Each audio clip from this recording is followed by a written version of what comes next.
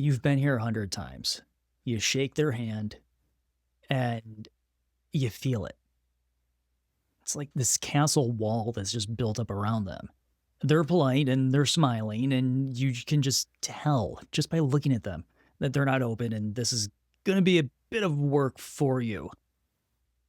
And yet they're looking back at you saying pretty much the same thing. They're waiting for you to have some sort of angle or catch you in some sort of weird lie right off the bat or just start applying pressure. And you really haven't even said a word. Here's the truth that most people in the industry just simply don't say out loud. We all think it all the time. We just never say it. Your customer doesn't walk in neutral. They walk in with history and a lot of it, because it's not just their history, it's the industry's history and our past and many people's behaviors. It's stories from their friends, experiences, online horror stories. That one deal that they worked 5 years ago with somebody that just completely became a hellscape. This all is going to show up right now. And here's the part that matters to you the most. You didn't cause any of it. You just simply inherited it. And it's kind of the nature of the beast sometimes for us. You inherit the resistance. You inherit the emotional baggage from 3 deals ago. And if we don't understand that and really embody it, we're going to spend our entire interaction with that customer trying to fix a problem that just simply hasn't been named yet. And this isn't just some soft skills conversation. This is money. This is gross. This is CSI. Because when trust is low, everything about the whole deal gets so much harder. Discovery just starts feeling shallow. They object to things that haven't really even come up yet, and all of a sudden price becomes like this core focus of everything that they do, and the major decisions start to slow down. And here's the worst part. It feels like the customer is the problem, and then we start to treat them like the problem, and we make up excuses like, well, they're being difficult, or they're not serious, or they're just shopping. No, actually, what's going on is that the customer at that point in time is protecting themselves. And your job is not to fight that. Your job is to understand it. Now, here's where we get honest about most training. Most sales training completely misses the mark on this. They go straight to behavior. Things like say this and ask that, and here's a script for this, and handle this objection, and close it down like this. But nobody actually ever stops and questions what state the customer's head was in at the beginning of the whole deal. Because if the customer's in defense mode, everything that you say along the way is going to feel scripted. Every question is going to feel loaded, and every step feels like pressure being applied to the customer. There's no way their guard is going to come down.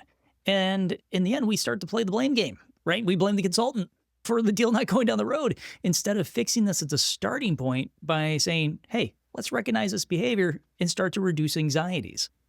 So let's get into the psychology of this. What is actually happening inside the customer's head and in ours? When someone feels uncertain or exposed, their brain, it doesn't open up. It's not willing to accept new information. It tightens and it locks down. The brain starts to go into kind of a low-level fight or flight mode of sorts. And this is where the person just starts scanning for signals, and they're assessing their surroundings and their safety. Is this person rushing me? Am I going to get uncomfortable in this situation, more uncomfortable than I am currently? Am I about to be pushed into something that I just simply don't want to do? If they pick up even a hint of that, they don't lean in. They don't get excited. They lean back. They're going to give you short answers. There's going to be a whole lot less eye contact, less room for connection, and you're going to get a ton of I'm just lookings. That's not disengagement. That's straight up self-protection. And until that changes, you don't have a sales conversation. You have a guarded interaction. And that's not getting us anywhere here. So let's reframe your role for just a second. You're not starting at zero. You're actually starting at a deficit. And it's a major trust deficit. And your first job is not to sell. It's actually to stabilize the whole situation. Our job is to lower anxieties and tension, and to create motivation through clarity, to give the customer a sense that they have control over the situation. Because once that happens, everything gets a whole lot easier. Not because you got better at closing, but because the customer is finally in a place where they can actually decide.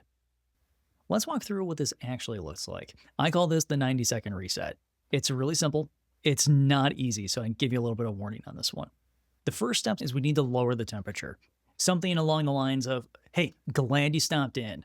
We'll just take this one step at a time, all right? What you're doing here is you're removing urgency because there really isn't any. You're telling their nervous system that, hey, you're safe. It's okay. Nothing's about to happen to you. Step 2, eliminate mystery. Just get rid of it. Say something to the effect of, first thing we'll do is we're just going to take a look at what caught your eye.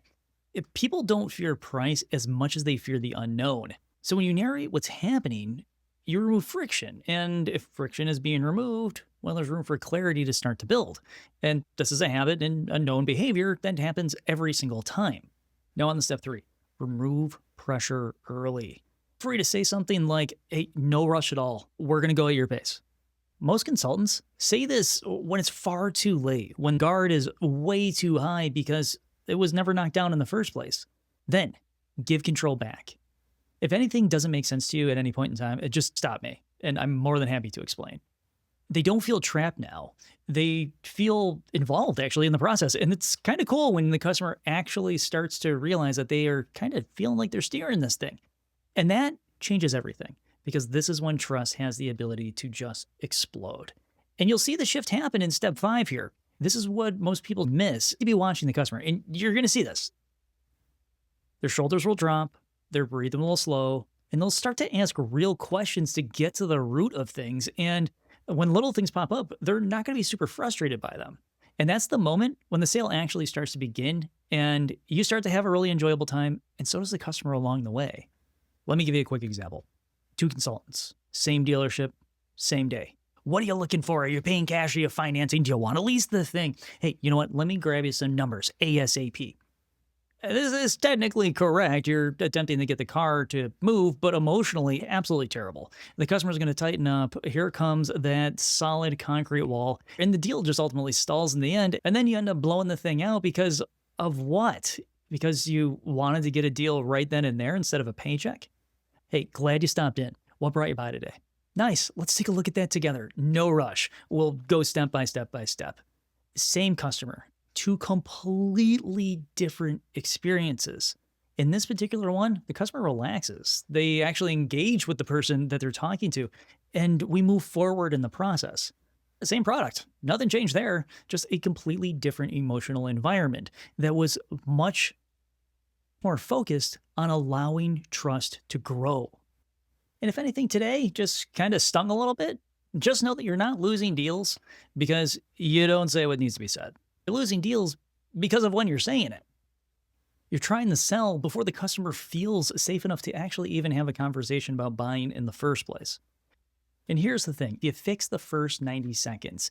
You don't have to fight the rest of the process along the way because you're working with the customer and not against them. You are partnering with them in creating motivation, which leads to a bigger paycheck in the end.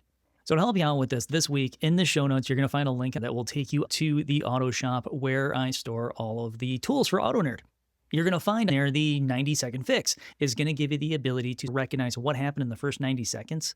So you have some ability to correct it. Now, this thing works fast too. So if you shake the customer's hand and you're like, hey, come on in, and they're walking in front of you, you can quite literally pull your phone out and go boop, boop, and it's going to tell you what to do next to get back on track. So give that thing a shot. I hope it helps you out. If you got something out of this episode, awesome. Thank you. Please leave me some comments and maybe mash that like button. That really helps me out a whole ton. Aside from that, this is Andrew Stardone from AutoKnerd. I'll talk to you all later. Bye.